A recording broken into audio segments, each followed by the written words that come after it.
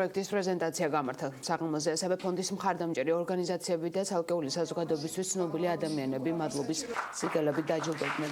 ღონისძიებას სხვადასხვა უწყების და კულტურის სფეროს წარმომადგენლები ესწრებოდნენ. საღამოზე ასევე დაჯილდოვდნენ ის ტელეკომპანიებიც, რომლებიც ფონდის მიერ განხორციელებულ საქველმოქმედო ღონისძიების საინფორმაციო მხარდაჭერას სისტემატურად უზრუნველყოფენ. ჯილდოს სხვა მედია საშუალებებთან ერთად TV პირველმაც მიიღო.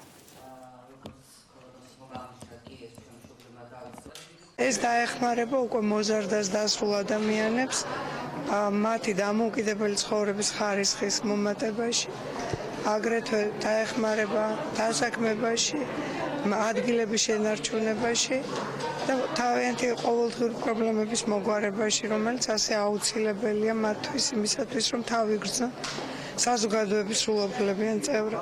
ეს იქნება ცენტრი სივრცე მოზარდი და მოზრდილი აუტიზმის მქონე ადამიანებისთვის, სადაც ისინი შეძლებენ თავიანთი უნიკალური უნარების განვითარებას და დამოუკიდებელი ცხოვრებისთვის საჭირო უნარების შეძენას. დადგა საჭიროება, რომ დაწყებულიყო მუშაობა მოზარდობისა და დასრულობის